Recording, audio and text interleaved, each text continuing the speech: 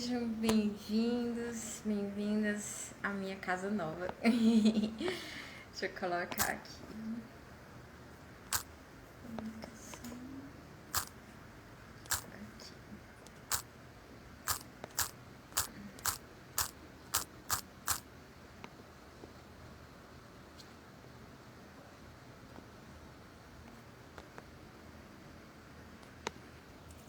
Ok. Sejam muito bem-vindas, muito bem-vindos. Eu sou a Sara Nina. Às quintas a gente faz uma conversa, né, sobre arte e educação, os espaços da arte e educação e, enfim, e os nossos campos de atuação tão diversos, né? E eu queria hoje chamar. Hoje eu tenho uma convidada muito especial, que é a Nani, e eu queria, enfim, vou estrear com ela hoje minha série de lives aqui no meu apartamento novo. Para quem tá chegando agora, é sempre bom a gente falar, né? Eu sou Sara Nina, sou artista, professora, pesquisadora. Tô fazendo esse trabalho do Artografismos aqui na internet. E tenho um canal no YouTube e aqui no Instagram pra gente divulgar espaços de arte e educação, enfim. Conteúdos de arte e educação. E eu tô muito feliz de realizar isso, porque essa já é a nossa 18ª edição, né? do Arte e Educação para quê? Para quem? Todos os vídeos ficam salvos, tanto aqui no YouTube, ou tanto aqui no Instagram como lá no YouTube. Depois eu coloco por lá.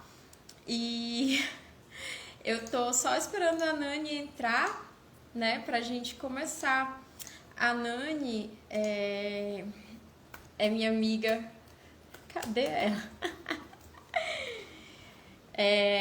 A Nani é minha amiga desde muito tempo e nós tivemos a sorte de, dentre outras coisas que fizemos juntas, nós fizemos faculdade também juntas de artes visuais. Ela é mãe solo, é lésbica futurista, e a gente tem falado um pouco sobre ilustração, desenho, enfim. E eu tô chamando a Nani pra gente conversar também sobre esses espaços do ensino não formal de artes. Lembrando que o ensino não formal ele se dá quando há a intenção de ensinar, né, de educar, e a intenção de educar. E nessa intenção, a gente não tem uma hierarquização de conhecimentos ou uma questão disciplinada. O que houve com você, Nani?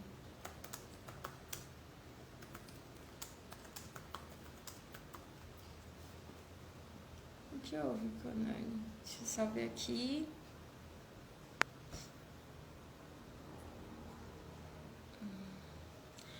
Bom.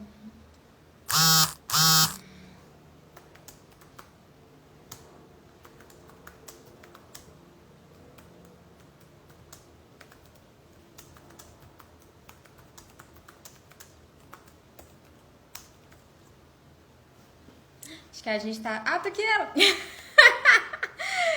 Nani, mulher. Ok. Bom, então eu tava aqui apresentando a Nani e a gente conversar sobre esses espaços, né, de arte e educação, enfim, diversos campos de atuação.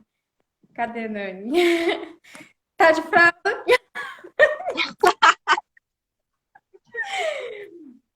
Gente, tava brincando com a Nani. Se a gente ficar com medo, a gente vai de fralda mesmo. É isso. Tô de fralda. Tá dando pra me ouvir direito? Sim? Sim, tá dando para te ouvir direito. Estava aqui te apresentando como mãe solo, lésbica futurista, quadrinista, cada que mais conta história e recria realidades através da imagem. É muita... Primeiro me explica o que é lésbica futurista. Bom, primeiro tem a música icônica, né? Que inclusive tem algumas lembranças nossas da gente levemente embriagadas. Opa, era pra falar isso? Tudo bem, a vida. Quando a gente era jovem, né? Que a trilha sonora foi essa música. E que é uma música icônica, assim, né? Da minha juventude, que teve o... Da minha juventude, né? Da minha adolescência, barra, né? Início também da vida adulta. E que também, né, consegui todo o processo de conseguir ouvir a música, cantar a música em voz alta, enfim, é todo esse processo de reconhecimento, né, de sair do armário e tal.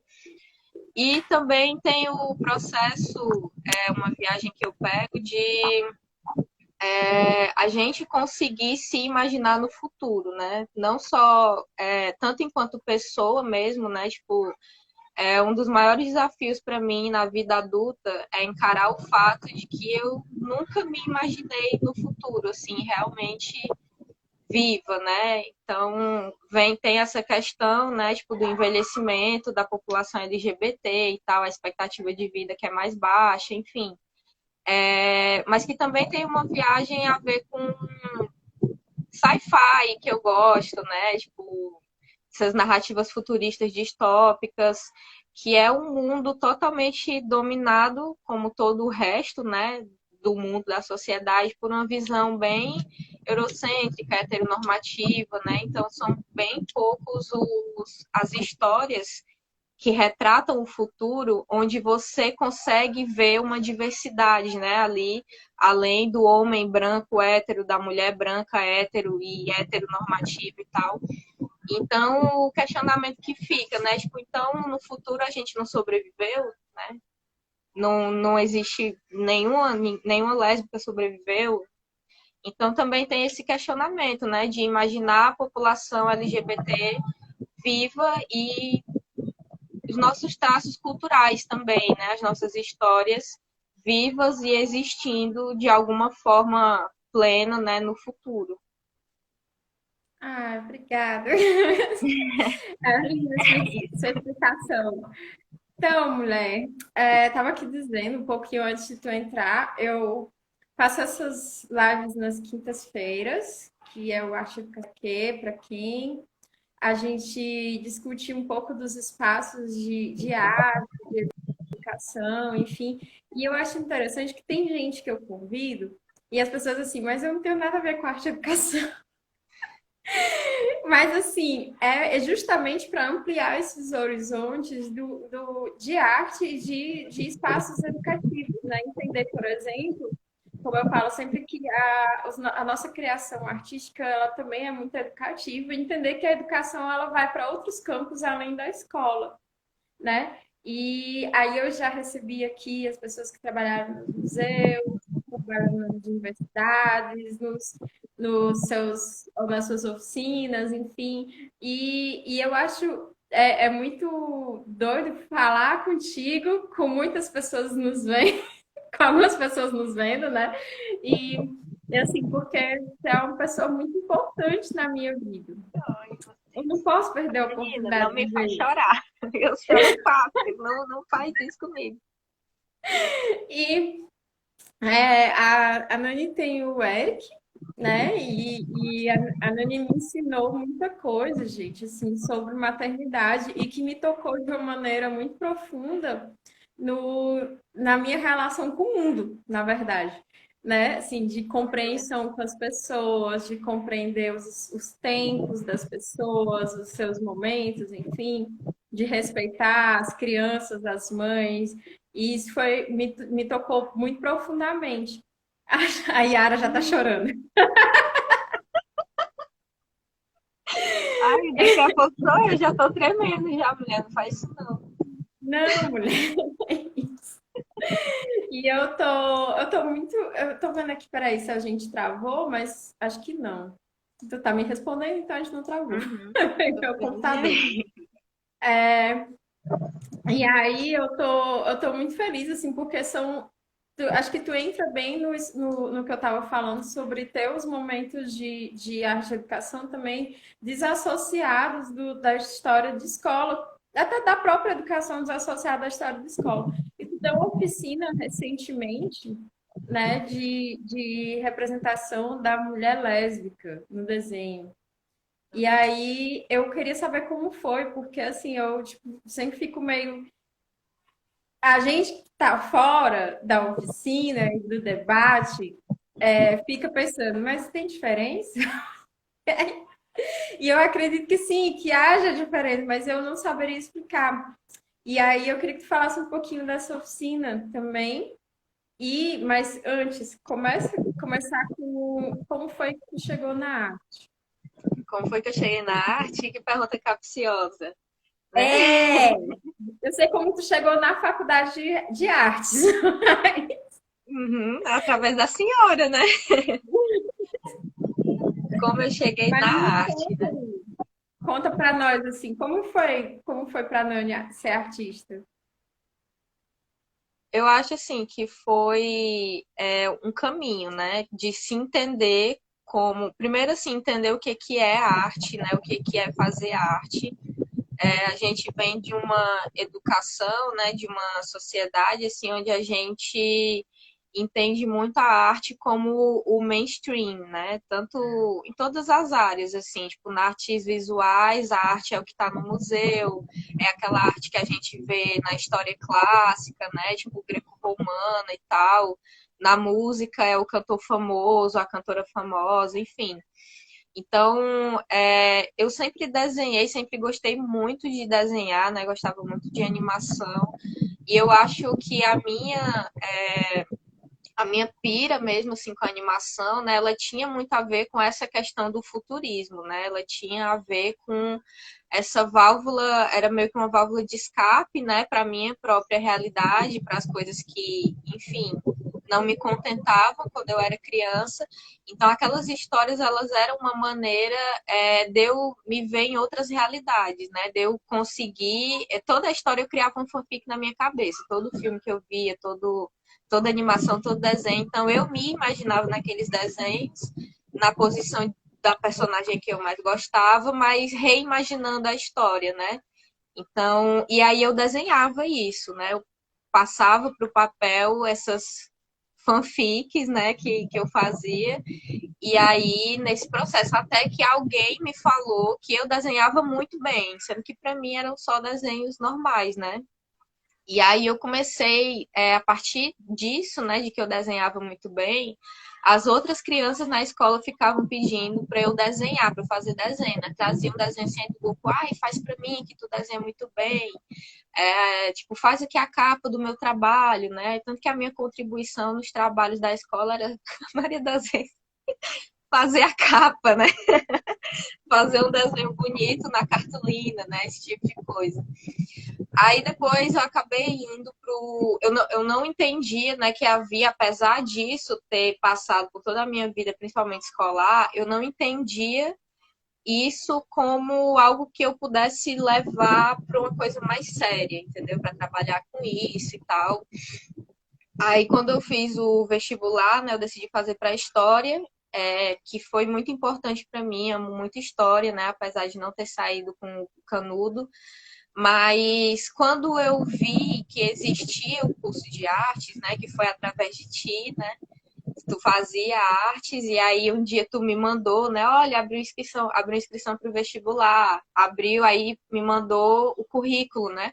Quando eu vi o currículo, o primeiro que eu percebi, mesmo já vivendo a vida acadêmica, nunca tinha me ocorrido que existia um curso de artes visuais. E aí, quando eu vi que existia aqui em Fortaleza, e aquele currículo, eu pensei, meu Deus, desenho, pintura, fotografia, escultura, videoarte, não sabia nem o que, que viria a ser videoarte, mas já me apaixonei só pelo nome, entendeu? Videoarte. Aí, escultura, eu pensei, gente, é isso aqui que eu tenho que fazer na minha vida, né? Imediatamente eu larguei o curso de História. E aí fui Gente, pro foi curso. imediatamente, foi assim, do dia pro outro. Foi isso mesmo. E quando tu me mandou, faltava assim, tipo, poucos dias para encerrar a inscrição, né, pro vestibular. Eu nem pensei assim, né? fiz, e aí quando eu vi que eu passei, eu falei, caralho, velho, não acredito que eu passei, né? E aí foi mesmo na artes, no curso de artes visuais, que eu nem sabia que, tipo, eu vou fazer artes visuais e depois eu vou trabalhar com o que da minha vida. Não sei, foda-se, né? Eu vou, né? A pobre da minha mãe, né? Quando eu passei no vestibular com 16 anos, foi assim, primeiro uma grande felicidade que eu fui a primeira pessoa da família, né, a acessar o ensino superior. Aí foi uma grande felicidade que acabou no momento que eu disse o curso, né? História. Aí depois de história eu fui para artes, né? Tipo, meu Deus, né? Que desgraça. Mas, enfim, é isso, né? E aí foi mesmo no processo do curso, né, de estar no curso, de vivenciar o curso, que eu fui me entendendo como alguém artista, né, que os lugares de artista, de ser artista, eles estão muito, muito, muito além, né, da galeria, do que passa na televisão e tal. Então, foi meio que essa trajetória, né? E mesmo durante o curso de História, tem uma vivência no grafite, né? Durante o curso de História, é, enfim, fiz grafite, né? Fiz outros trabalhos, ficava sempre desenhando ali alguma coisa ou outra. Durante a militância também, né? Tive contato com artistas militantes incríveis, né? O pessoal do setor de cultura do MST também, que me ajudou muito, assim, tipo, de aprender coisas mesmo, né? Participando das oficinas, teve um encontro nacional do MST, né, que acontece de 4 em 4 anos, que foi em Brasília, e aí lá eu fiquei com a tarefa, né, do setor de cultura, e logo quando eu cheguei, eles estavam pintando um painel gigante, que eu não lembro quantos metros tinha, mas era uma coisa mesmo assim colossal, tipo de 20 metros, e aí me jogaram, ela que desenha, vai para isso, aí me colocaram nessa tarefa de pintar junto, né, com vários outros artistas lá, e eu nem me entendia, né, nesse lugar de artista. As pessoas, não, tem vários artistas aqui de sei lá, 20, 30 anos que está aí no setor de cultura do MST. E aí eu fui lá e aprendi muita coisa nesse processo. Depois o mural foi incrível, né? O painel. E foram, apesar dessas vivências, eu mesma não me entendia como artista e não entendia que o que eu fazia era arte, né? Porque, enfim, não conseguia ter essa visão. Então, acho que foi mesmo a partir da vivência no curso de artes visuais, convivendo com outros artistas, adentrando, né, nesse mundo, nessa bolha, né, nessa esfera, nem sei como denominar, nessa realidade paralela de quem faz arte, de quem ensina a fazer. Foi meio que nessa vivência que fui me entendendo mesmo, né, como alguém artista, alguém que faz arte. E tu foi uma pessoa Nessa dimensão, fundamental, né? né? Foi a pessoa que Dessa me linha do desviou. tempo. Linha do tempo. Basicamente isso. Aí a outra pergunta foi da oficina, né? Sobre a oficina. A oficina foi incrível. Primeiro, assim, já, né, respondendo isso, foi muito massa, foi uma troca muito boa. Eu me surpreendi, assim, com como eu gosto muito, muito desse espaço da educação. No curso de História, né, eu tive a oportunidade de dar aula de História durante um tempo, acho que uns 2 anos. E era uma coisa que eu curtia muito, assim, tipo, uou, né? Caralho, quando eu pisava assim, na sala de aula, era aquela professora diferentona que por algum motivo parava os moleques paravam, né, as bagunças deles e me ouvia, né? Tipo, é tanto que mesmo depois que eu mudei do curso, continuava tendo contato, né? A gente que estudou comigo, moleque, assim, pivete, que, professora, entrei aqui na faculdade, entrei aqui na UES, a senhora foi importante. Meu Deus, gente, que isso. Teve um ano que eu recebi um relatinho, né, de um moleque falando assim que nunca ia esquecer que eu cheguei na sala de aula e aí a primeira coisa que eu fiz foi dizer que nunca era para usar o livro de história, que tudo que tinha no livro de história, ou a grande maioria estava bem errado e que a gente ia usar a gente ia ler para entender o que estava errado, né? Mas que a gente ia usar outras fontes e tal, enfim. E aí depois o moleque fez história, né? Foi fazer história lá na UES também. Mas, enfim, né? Já não era esse o fio, né? Já foi. Então, que eu estava falando sobre a questão da administrar a aula, né? Desse espaço da educação. Assim. Eu curto muito, eu estava bem nervosa, mas quando começou a fluir, foi muito bacana. A oficina aconteceu dentro do evento Mais Que Rosa, né? Que é um evento de grafite aqui de Fortaleza, voltado só para mulheres. E aí, esse ano, por conta, né, da pandemia, da peste, do coronavírus, aconteceu tudo de forma online. E aí, por que a representação da mulher lésbica, né? É muito difícil falar, né? Tu falou assim, não saberia dizer a diferença. É muito difícil, realmente, porque não existe uma forma de ser lésbica, né? Então, o fio da meada, né? A questão era mais, assim, questionar, entender, né? Primeiro lançar um olhar sobre como o corpo feminino ele está presente na história da arte, tanto na história da arte clássica, né? Tipo, abordei um pouco essa questão, né? Esses pintores clássicos, né? Dos movimentos aí das escolas que a gente estuda, geralmente tanto no ensino médio mesmo, quanto a gente estuda depois na faculdade, né? Nas disciplinas de história da arte. E aí entender que lugar, né, era aceito como lugar da mulher, né? Sempre esse lugar de musa e retratada pelo olhar masculino, né? E de uma forma que tinha a ver com o olhar masculino, como o olhar masculino deixava sempre esses corpos, essas existências, né, aceitáveis e apreciáveis segundo os seus próprios conceitos, né, éticos, estéticos e comportamentais, do que deveria ser uma mulher, do que deveria ser o corpo feminino, e as reverberações que isso tem até hoje, né, na mídia.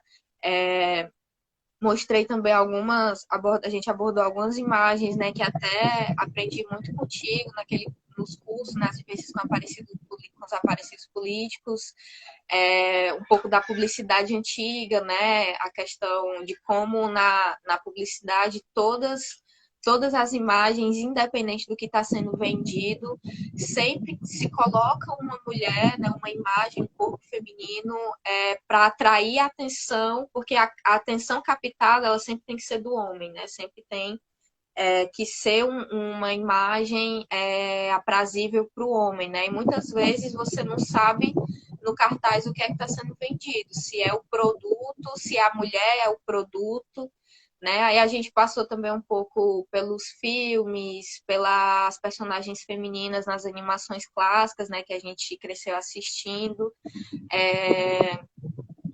Também pela representação de personagens femininas nos quadrinhos, né? Então foi mais uma questão, né? A questão que eu escolhi o título foi mesmo assim para demarcar, né? Que existem outras vivências, que existem outras formas de se colocar, outras expressões de gênero. E aí focando na questão da mulher lésbica, né? Mas o que eu quis colocar mesmo na oficina é que a gente pode estar desenhando, estar se desenhando de outras formas, né? Com uma expressão corporal e com elementos que destoam mesmo, né? Dessa questão, dessa forma como a mulher é retratada e que é totalmente irreal, né? Nada tem a ver com as mulheres reais, né? Do cotidiano, enfim, com a gente mesmo, né? Tipo, eu nunca, apesar de ser uma pessoa muito próxima ainda do padrão, né? Tipo, sou uma pessoa branca e tal, magra, mas eu dificilmente me vejo, né, nessas narrativas. É sempre aquele mesmo exercício que eu fazia na infância, de pegar coisas, mas de abstrair muita coisa também, entendeu? Abstração e imaginação. Mais ou menos isso. Mas tem uma questão do consumo, ele ser muito masculino, né, ainda, assim. E, tipo, tá mudando? Tá, mas ainda tá difícil, né? Mas, enfim, de ser muito o cara que tem dinheiro e vai comprar a coisa, né? Então, a mulher tá lá junto, tipo, pra para vender a coisa ou ela mesma, aquela imagem dela, né? E é interessante pensar quando tu coloca assim a representação da mulher lésbica, eu penso na sexualidade da mulher, que não é uma coisa que é dita em momento nenhum nessas propagandas, né? Na cultura, no nosso repertório visual, assim. Eu não me questiono, eu sempre acho que parte do princípio nem de que ela é hétero, né? Porque eu não acho nem que ela sente atração por alguém. Você vai sempre pensar que ela está a serviço da atração de alguém, né? E isso é bem tenso, assim, pra gente. Tipo, é como se nem a sexualidade fosse pensada, né? De uma maneira individual. Ela não tem nem esse direito da individualidade da sexualidade dela, enfim. Da nossa, né? Foi quando eu comecei a pensar nessa torcida, né? Tipo, gente, eu não sei se o que a gente tem é a representação, a gente fala muito da representação da mulher, mas eu nunca pensei se essa mulher seria nem hétero, assim. Porque ela é A colocada serviço de tudo. ela é Hã? representada de uma forma tão descolada da realidade que você nem pensa que aquela pessoa, sei lá, né? Tipo, que ela tem uma mãe, que ela escova o dente, que ela vai no banheiro, né? Tipo,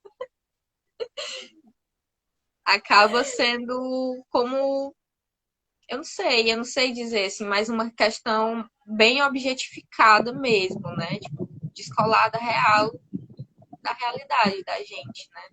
Uhum, sim. Aí, Nani, tu foi para a faculdade de artes, né? Mas tu já tinha uma vivência mais artística antes, assim. Eu me lembro que a gente, tipo, eu falei porque tu desenhava, enfim, e aí tu foi para a faculdade e mudou o quê na tua produção? Vixe, Maria. Mudou tudo, né? Porque os desenhos mudou totalmente, assim, porque os desenhos que eu fazia, a vivência com a galera artista da militância já foi uma coisa que foi mudando, assim, que foi modificando a minha visão, mas que como não era, sei lá, uma coisa mesmo que eu encarava como prioridade, como uma coisa muito importante. Eu encarava mesmo como um hobby. Isso era uma coisa que eu gostava muito de fazer, mas que eu tinha outras coisas que eram realmente as coisas, né? Que, tipo, o curso de história, que era na minha cabeça o que iria me levar a um diploma, a um trabalho, né? A vida acadêmica, enfim. Na época também era muito pirada nesse rolê da militância.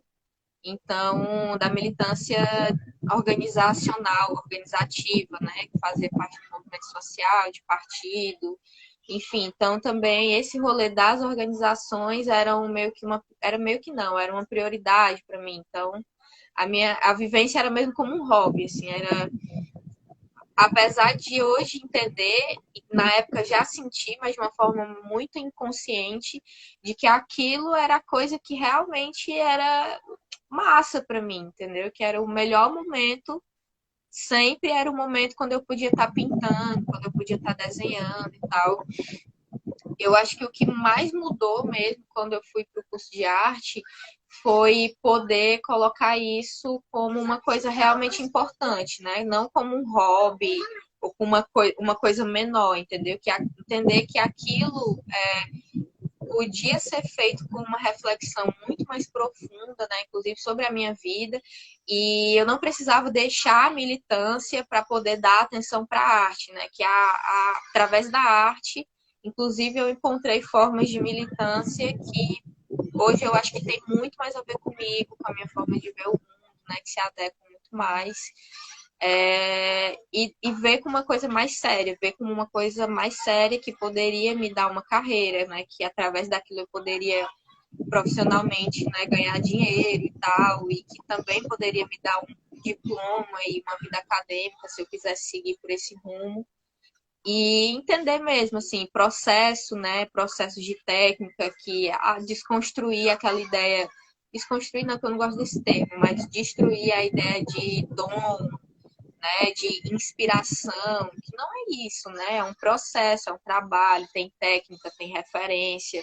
tem todo um rolê sério, né, organizado, que não precisa ser rígido, não precisa ser engessado, mas que também não é uma porra-louquice de sentar o pincel ou a caneta ou lápis no papel e sair qualquer coisa, qualquer viagem, ou simplesmente pegar um desenho e reproduzir, entendeu? Eu acho que a minha visão sobre arte mudou muito e me entender nesse processo, né, de como alguém que poderia levar a arte, tudo isso que eu já falei, não só como um hobby, né, mas como, enfim, uma outra visão mesmo, muito maior, assim. Aí, durante a faculdade veio o Eric, né? Isso. No segundo ano de faculdade, quinto semestre, comecinho do quinto semestre, ele nasceu. Mudou o quê? Aquela fazer uma pergunta que eu não sei a resposta. É aquela pergunta assim que, ai, cara, muita coisa, né? Primeiro que eu mudei totalmente, né? A pessoa que eu fui antes da maternidade, morreu, A assim, Yara tá tipo, dizendo que vira tudo de cabeça para vira baixo. Eu tudo às de vezes tenho a cabeça para impressão de que baixo. nem cabeça tem. Assim. Não tem mais cabeça, é isso, assim, não tem mais virar para baixo, porque não tem mais o seu norte, entendeu? O norte é o sul, o leste é o oeste, enfim. Mas foi um renascimento total mesmo, assim, o processo, a pessoa, a jovem que eu fui, né, sem filho, é uma pessoa, é uma vida, uma persona que eu quase não me reconheço, assim, é tanto que eu tenho até problemas, não sei se problemas, né, mas uma questão bem forte, assim, de disforia, de não me reconhecer, entendeu? Tipo, na vida que eu tinha, na pessoa que eu era, porque literalmente eu mudei totalmente, né? A minha visão de mundo Impactou na tua mudou. visão de arte, por exemplo, na tua Oi? produção artística, Na impactou minha. na tua produção artística, na tua visão de Sim. arte, porque assim, para quem ainda não, acho que para quem não conhece ainda a Nani, né? Tipo, teve toda uma produção. Você tinha uma produção antes, né? Te contando aqui de fora, né? Tinha uma produção X antes, muito voltada para as questões femininas e até uma certa deformação, assim, né? Das personagens. E depois virou um negócio completamente assim, as pessoas eram todos completos e tinha muito um apelo da maternidade, né? Às vezes eu fico me questionando, me pego nessa culpa que a sociedade coloca na gente, né? De que a vida não pode mudar depois que você tem filho. Mas na verdade eu não sei como é que ela vai ficar a mesma coisa, Não tem como. né? Não tem E como. eu vi desenhando assim as questões de maternidade direto, enfim, e como é que foi com esse novo ciclo? Sim, A Yara primeiro tá que dizendo que a faculdade fica até melhor. Eu não fica até sei, Yara. melhor. É uma coisa também a se pensar, né? Porque, tipo, a minha rede de apoio se resume à minha mãe, né? Então, o meu filho nasceu, eu só pude voltar às aulas no semestre, há 2 semestres atrás, quando eu consegui uma vaga numa creche pública, né, para ele poder ficar. E aí foram assim, tipo, mais de 2 anos sem concurso parado, né? Então, e mesmo no semestre que eu consegui voltar, né, antes da pandemia, que foi um único semestre de glória, né? Tanto 2 anos de luta e um semestre de glória, mas era uma coisa extremamente corrida. Eu tinha que acordar 4 horas da manhã para poder fazer alguma coisa da faculdade, aí pegar ônibus para levar ele para, aliás, levar ele para a creche, pegar ônibus, enfim, todo um rolê, né? Mas voltando para o foco da tua pergunta, foi Sim. massa tu falar desses desenhos antigos, porque hoje eu vejo, pegando esses esquetes antigos, né? No semestre passado, eu fui também participar de uma conversa, né, com a galera lá do curso, e aí era sobre processo criativo, né? E aí eu fui pegar os meus esquetes antigos, né? E aí, cara, eu tomei um susto, porque fazia muito tempo que eu não revisitava. E hoje, me entendendo mais, né, a minha trajetória de vida, né, tipo, alguém que viveu a heteronormatividade, a heterossexualidade compulsória, né, durante muito tempo. E eu vejo que aquelas figuras que eu desenhava, né, tipo, que eram umas figuras distorcidas, meio grotescas, e sempre figuras femininas, e até um grande amigo meu, uma vez ele falou, né, tipo, um desenho que eu postei, aí ele veio falar assim, nossa, tu desenhou alguém feliz, tu só desenha mulher triste desse jeito. Aí eu, caralho, é mesmo. E aí eu vejo que isso tinha muito a ver com a própria forma como eu me via, né? Até eu estava brincando com uma amiga que recentemente eu fiz um desenho da Greta Gremlin. Não sei se tu lembra, né? A saudosa Greta Gremlin, lá do filme Os Gremlins. E aí tem essa Gremlin que seria uma Gremlin fêmea, né? Que ela é toda. É uma coisa muito esdrúxula, muito pitoresca, que é um Gremlin, só que com uma peruca, um beição vermelho, um top, uma sainha, aí tal hora aparece ela vestida de noiva, e é muito esdrúxulo, porque todos os outros grêmios estão no rolê deles de comer pessoas, né? De destruir a humanidade, e a Greta Gremlin tá no rolê dela de se maquiar e de achar um marido. E aí essa figura da Greta Gremlin, ela...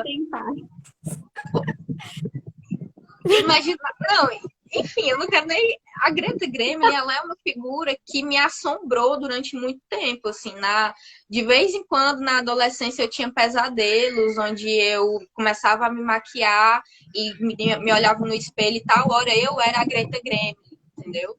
Então, e aí eu fiz um desenho dela recentemente, foi um negócio doido. Então, assim, esses desenhos antigos, eles tinham muito a ver, né, com a forma como eu me via, como eu via a feminilidade, esse estereótipo rígido, né, do que vem a ser a feminilidade, e como isso me fazia mal e como isso era uma coisa totalmente que eu assumi, né, principalmente no processo da adolescência para ser aceita, né, mas que não tinha a ver com a minha personalidade, como era doloroso e violento para mim, né? Oi, apareceu aqui. Oi, Eric. Oi, galera. Pega e dê play. Pega e dê play, gente, só um minuto. Tô assistindo aqui o desenho. E quando o Eric nasceu, né? Eu lembro que quando a gente chegou da maternidade, a primeira coisa que eu fiz foi um desenho dele, né? E aí eu passei muito tempo sem ter tempo e disposição para de fato sentar e desenhar, mas sempre que eu podia, eu procurava aprender sobre, né? Tipo, acompanhar artistas, fazer cursos online, pelo menos, né, assistir às aulas, acompanhar podcast. Estou tentando, amor, meu desenho. Que minha mãe, gente. Oi, mãe, dá oi. Oi. Oi, amorzinho. Tô vendo. Amor, mamãe não pode prestar atenção, não.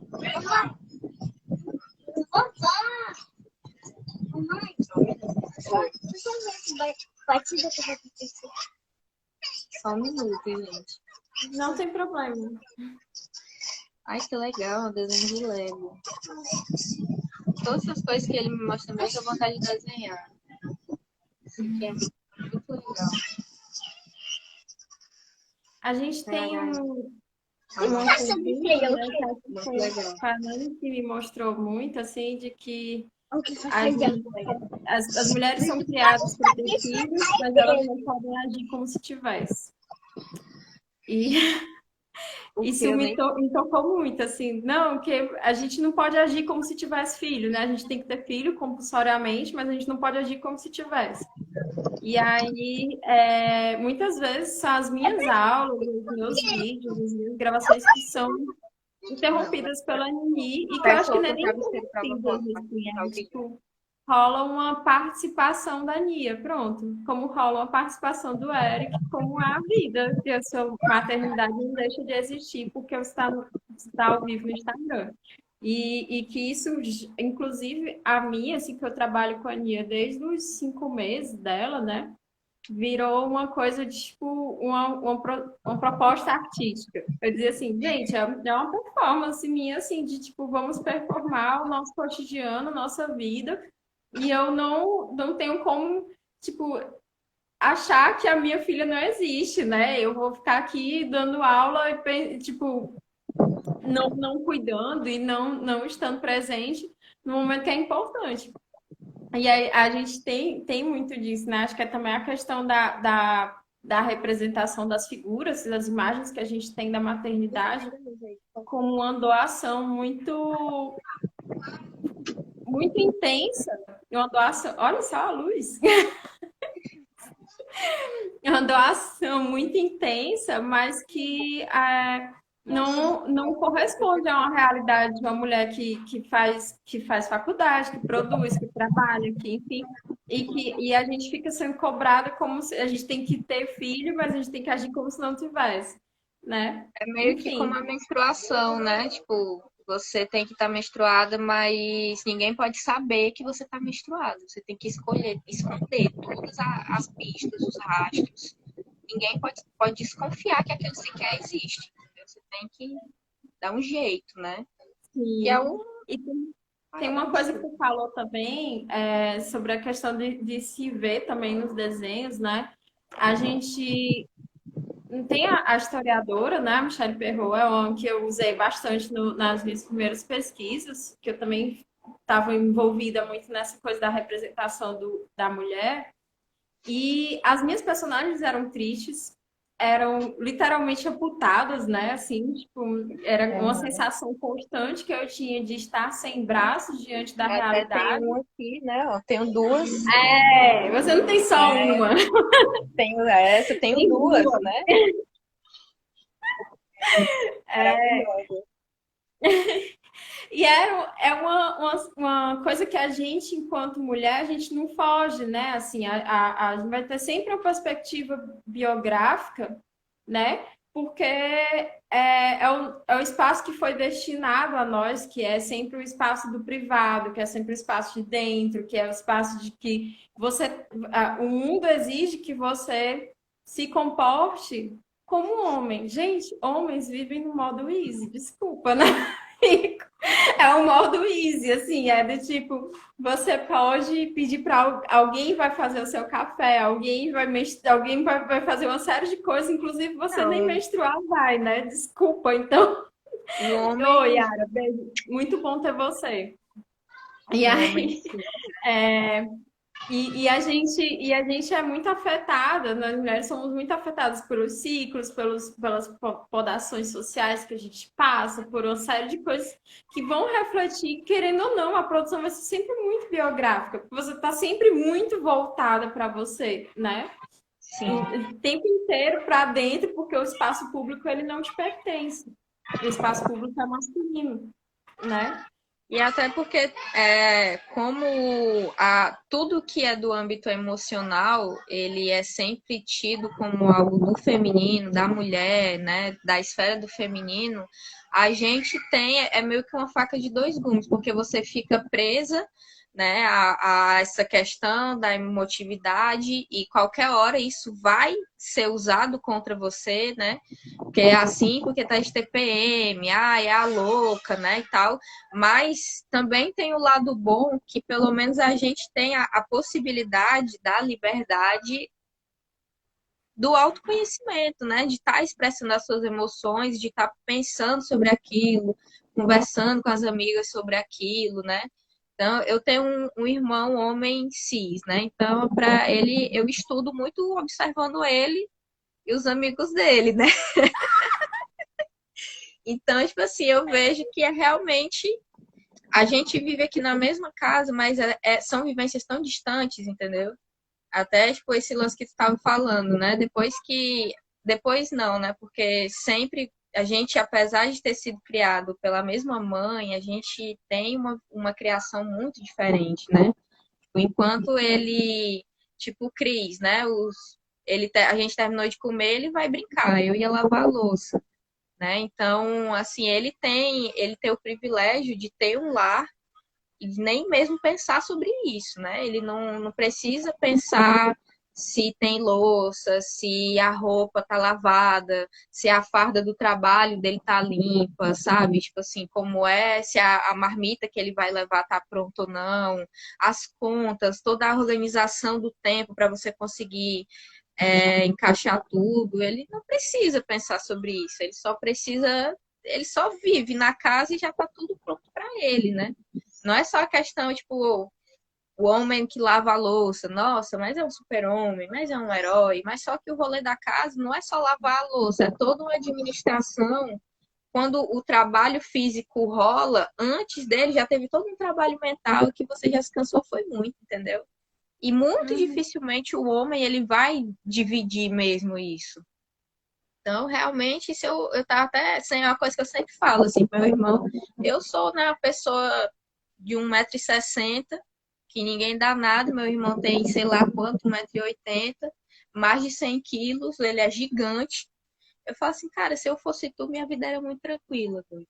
Às vezes eu só queria poder trocar de corpo contigo, pra ir ali, dar na cara de alguém, eu falar grosso e a pessoa me respeitar.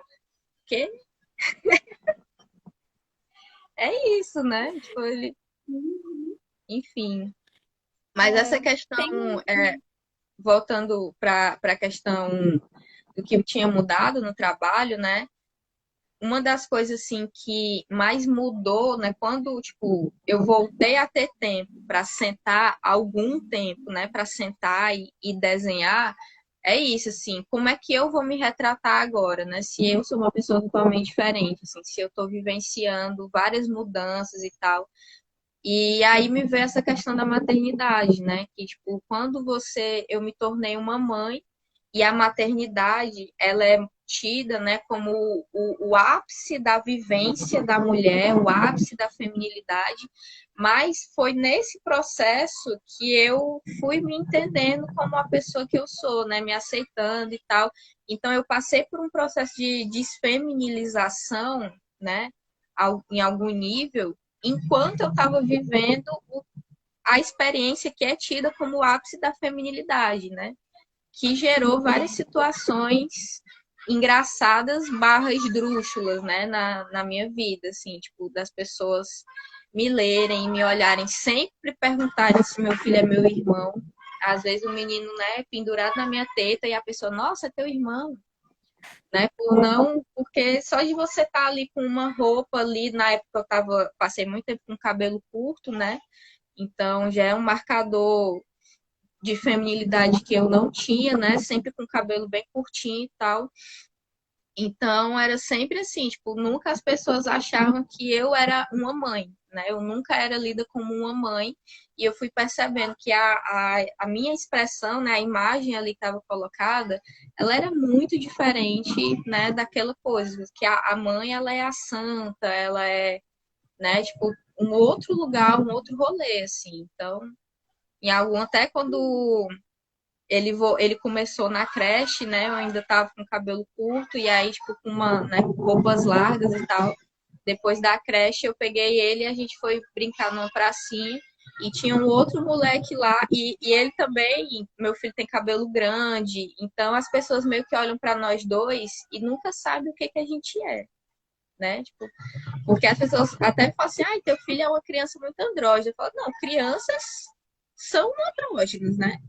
A gente é É uma que, criança para só. combater isso, faz tudo para estereotipar a criança ao máximo, né? Para que fique extremamente nítido que gênero está se querendo designar e colocar nela, né? Um processo de martelar. E eu tento não fazer isso, né? Apesar de ser difícil, né? Na sociedade, tá? Até a linguagem mesmo que a gente tem, não é uma linguagem nada neutra, mas eu tento manter ele distante dos estereótipos mais rígidos, né? Então a gente estava nessa praça e aí um outro moleque, eu acho que por pensar que ele era uma menina, ficou arengando muito com ele. E chegou uma hora que o meu filho caiu, né? Porque estava correndo e o moleque colocando o pé na frente sempre para ele cair. Aí ele caiu. Aí um cara surgiu, que eu acho que deveria ser o pai dessa criança, surgiu, pegou o moleque pelo pescoço e falou assim, tu tá ficando doido? se tu fizer a menina chorar, eu vou mandar o pai dela bater em tu. E apontou pra mim. E aí eu fiquei, vale Deus, o pai sou eu. Tipo assim, então eu fui mais, era meio que mais facilmente lida como um pai do que como uma mãe. E não foi a única vez que esse tipo de coisa aconteceu. Então, é assim, situações, né, que a gente vai vivenciando. Isso impactou no meu trabalho justamente nisso, entendeu? Ao mesmo tempo que eu queria representar mulheres que não tinham essa expressão de gênero, essa expressão corporal tão feminina, né, tão próximo desse estereótipo mais rígido que veio a ser o feminino, eu também queria retratar mulheres mães, né? E aí descolar essa questão da parentalidade, né, desse estereótipo também, desse arquétipo, né, quase dessa entidade que é a mãe, né? Então, assim, tipo, eu queria colocar na maternidade. Maternidade para mim não tem da minha vivência, tanto vendo a minha mãe, apesar dela ser uma mulher muito feminina, muito perua, mas colocar que a maternidade ela não tem nada a ver com as propagandas de Feliz Dia das Mães, né? Ou de receber uma rosa, que tipo não tem nada de fragilidade, né? No processo de você educar um outro ser humano nesse mundo, né? Nesse mundo de merda, né? Que a gente vive. Então eu queria colocar isso, assim, essa questão da força, né? Da questão da mulher sertaneja, né? Vivendo uma família sertaneja. Então é um Elas processo, não assim. são frágeis, né? Assim, eu vejo que as mães que você desenha, enfim, elas não são frágeis, porque a gente tem muita coisa do desenho. Eu acho interessante a gente falar dessas imagens do dia a dia, né?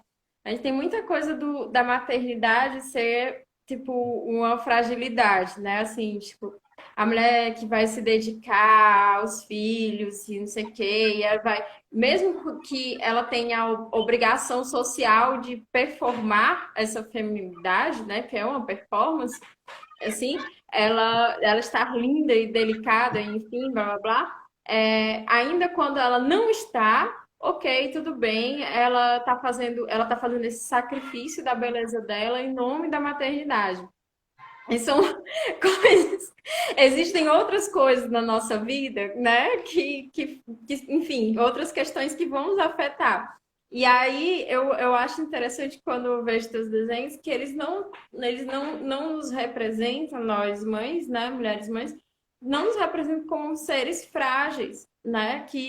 Como se eu dependesse de alguém, eu estivesse lá recolhida e simplesmente só amamentando, só vivendo aquele amor, mas não, tem muitas coisas que impactam nesse amor, né? Assim, tipo, a reunião de trabalho que você tem, é a comida que você vai fazer, é o corre que você está tendo que fazer todo para poder sustentar a sua cria, e tudo isso vai envolver também atos de amor, né? E aí, é muito, a gente tem muito um estereótipo da mãe, né? E eu acho legal quando ele é quebrado, assim, quando a gente vê outras imagens, né, que não sejam aquela da doação extrema do mundo machista mesmo, porque não há um problema na doação, no amor, mas há um problema de quando você só espera isso dessa mulher, né? Tipo, ela não serve para mais nada. Quando ela é reduzida a isso, né? Uhum. Até é assim. Ah, pode falar. Não, pode falar. Não, até que é uma questão. Deixa eu tirar esse sapo daqui, tá? Tá tão legal, menina. Tá me dando agonia. Enfim, é uma parada que rolou também, né? Eu acho que, eu não sei, há um ano atrás eu comecei a fazer uns posts, né? Tipo, pensando mais sobre isso, né? Tipo, um começo, assim, de uma investigação sobre isso, né? Sobre como retratar a maternidade, como eu me via a maternidade fora desses estereótipos, e eu comecei a colocar uns desenhos, uns textos que falavam sobre isso, né? E aí eu comecei a ser muito denunciada. A minha conta no Instagram e os meus posts serem denunciados. até chegar um ponto de eu ficar bloqueada mesmo, né? Levar aquele bloco, o shadow ban, né?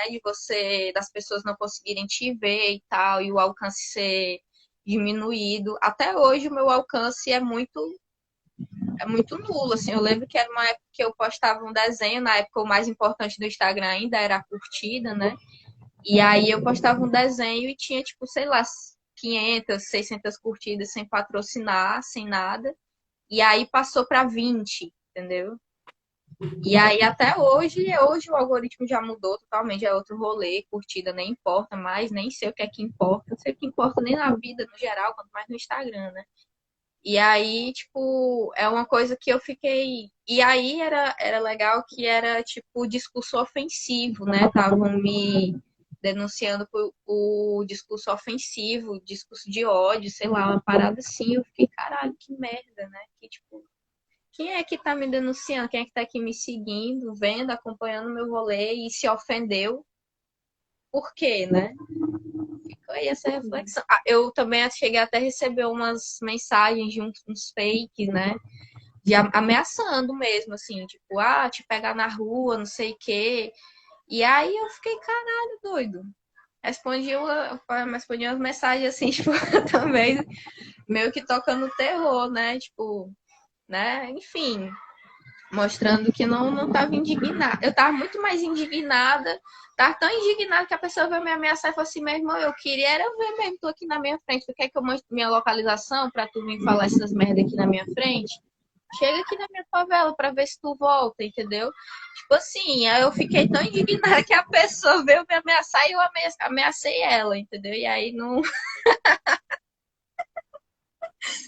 E aí a pessoa parou, mandou umas duas ou três, aí acho que ela se sentiu mais intimidada e não mandou mais, assim, mas foi uma coisa que eu fiquei putaça, mas ao mesmo tempo eu entendi, né, que alguma estrutura estava mexendo ali, né, alguma coisa estava acontecendo e que na verdade era isso mesmo, entendeu, que eu queria fazer e tal. Enfim, rolou isso aí. O Flatliner, que é o Luciano, foi meu aluno, enfim, e é um quadrinista que admiro bastante, mas bastante mesmo, viu, Luciano? Sou fã. E o Luciano estava dizendo sobre a personalidade estar reduzida só à criança, né? Que é tipo, ok, ela é super frágil, que é mãe, mas tipo, pelos filhos ela vira uma leoa, o que nem sempre é verdade, né? Tipo, nós temos muitas mães E que sofrem bastante. tá muito ligada à questão do instinto materno, né, que é uma Sim. das maiores falácias e mais prejudiciais, assim, sobre a E a gente, maternidade. é interessante, o que isso tem a ver com arte e educação, né? Na verdade, a gente vê muito a questão de representação das imagens, né? As nossas imagens no dia a dia, enfim, como é que são passadas as imagens das mães, das mulheres, né? Por exemplo, a mulher só vai aparecer na questão da história da arte, enfim, quando a gente começa a falar de modernismo, né? E assim, e muito pouco ainda, muito limitado, né? E aí hoje a gente tem uma abordagem da arte contemporânea, não sei o que. Eu sei que tinha mulheres antes. Eu sei que tinha mulheres no Renascimento, eu sei que tinha mulheres em várias outras épocas da arte, em vários outros lugares da arte, não só na arte ocidental, europeia, enfim. Uhum. Mas essas imagens que são colocadas no nosso dia a dia são que fazem essas construções de discurso, né? E de um discurso assim, do tipo, às vezes, por exemplo, eu questiono muita coisa quando eu vou no parquinho com a Nia e tem uma criança, né, com o brinquedo o tempo inteiro, né? Ali, não, é o meu neném, é o meu filho, eu não sei o que. Aí eu sempre falo pra Nia, sua amiga, né? Esse brinquedo não é seu filho, esse brinquedo é seu amigo, no máximo. Né? Mas é essa imagem que a gente tem o tempo inteiro construída, né? Da mulher, da mãe, enfim. E elas impactam na nossa construção mesmo como pessoa, né? Nas nossas identidades, assim.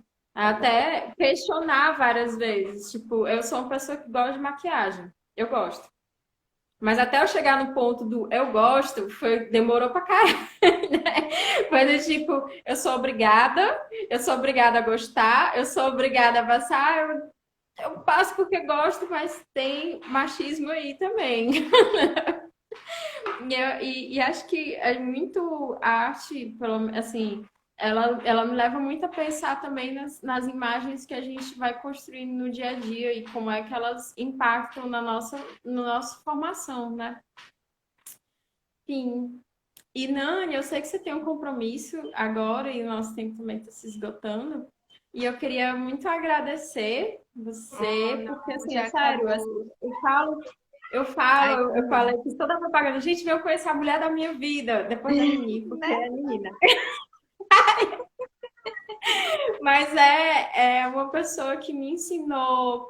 Eu trouxe você para a faculdade de artes, né, digamos assim, mas você me mostrou como fazer arte de rua, você falou comigo sobre elitização, você falou comigo sobre sexualidade, sobre as imagens, sobre imagem de maternidade, sobre como a gente educa as nossas crianças para enfim, para uma vida mais responsável, ainda que doce, né? E mais doce, ainda que responsável. Enfim, e eu acho que é uma das coisas.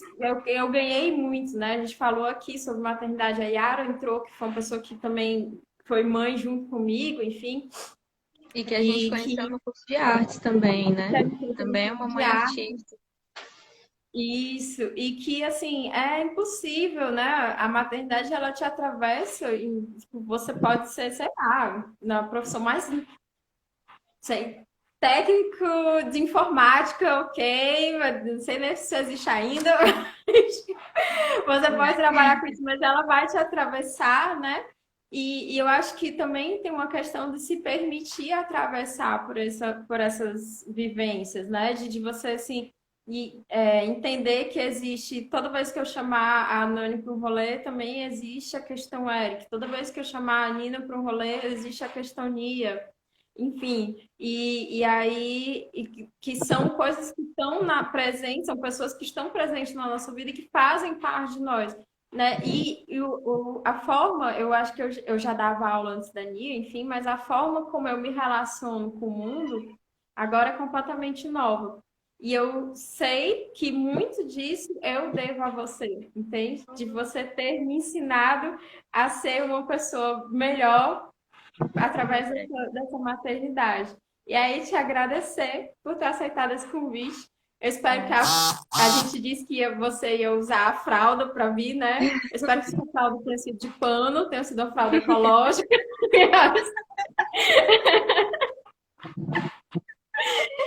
E agora está aberto você falar o que você quiser aqui.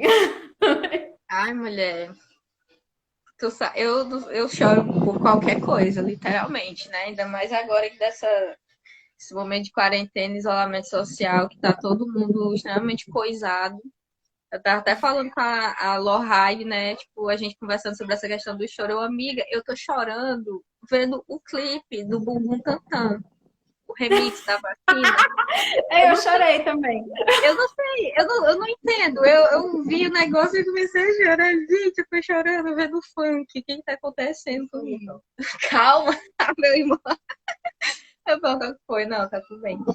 Mas enfim, assim, primeiro eu que agradeço, né, pelo convite maravilhoso, assim, tipo, de estar aqui contigo, tendo esse papo, nesse rolê, né, do Ortografismos, que é maravilhoso, assim, tipo, melhor youtuber, né, te falei, né, minha maior felicidade é ser digitalmente influenciada por Saranina, né. É, maravilhoso, agradeço muito. E aí, sobre essa questão da arte e educação, assim, a maternidade é uma vivência diária de arte e educação, né? Quando você é artista, quando você tem uma criança, é uma coisa que é impossível. Assim, eu leio sobre arte e educação, né? Eu estou estudando sobre isso e não tem como não vivenciar isso, né? Com a minha criança, assim, tipo, até meu não é aquela ideia de fazer a criança de cobaia, né? Depois escrever um livro sobre que não tem problema também, apesar do termo cobaia, né? Que eu usei de ser legal, mas assim, tipo é uma coisa meio que vai acontecer, entendeu? Tanto que esses tempos, né? Esses dias eu estava conversando com o Eric e eu não sei o que a gente estava falando, que ele falou que a coisa mais importante do mundo era desenhar. Porque a gente desenha muito, né? Porque o meu trabalho é desenhar e ele vem, ele vê e ele quer desenhar também. E cadernos e cadernos e folhas. Tipo, ele desenha muito durante o dia. Ele passa muito tempo desenhando. E eu fiquei assim, né? Quando ele falou que a coisa mais importante no mundo era desenhar. Eu, meu Deus, né? Independente do que ele vai seguir na vida, eu vejo que isso é uma vivência que, através do desenho, ele tem muito essa viagem também das coisas que ele vê, que ele assiste, ele representa no desenho também de alguma forma. Então, assim, tipo, a arte e a educação também está muito presente na minha vida, né? Na minha relação com ele, né? Na minha relação da maternagem, né? Quando ele era bebê, fazia muitas atividades com ele, né? Enfim, performance, né? A gente trabalha muito na performance. E é isso, assim. Bom, Fechar desse jeito aqui a melhor forma possível. Agradecer o convite. Essa vivência sua da maternidade é uma coisa que eu fico muito feliz. Você é uma pessoa que eu amo muito e a pessoa que você colocou no mundo eu também amo muito mesmo, assim, de paixão. Eu fico babando, fico mostrando as fotos delas para as pessoas, sabe? Quando tu posta as coisas, eu vou mostrar pro Eric. Olha aqui, Eric. A Nini já sabe falar, a Nini já sabe andar de bicicleta.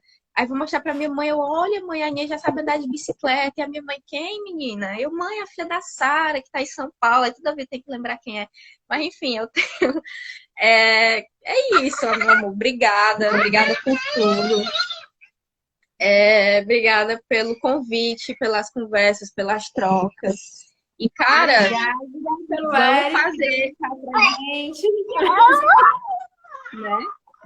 Vamos fazer algum trampo junto, Sara. Vamos, né, criar vergonha na cara e fazer alguma coisa juntas, mãe.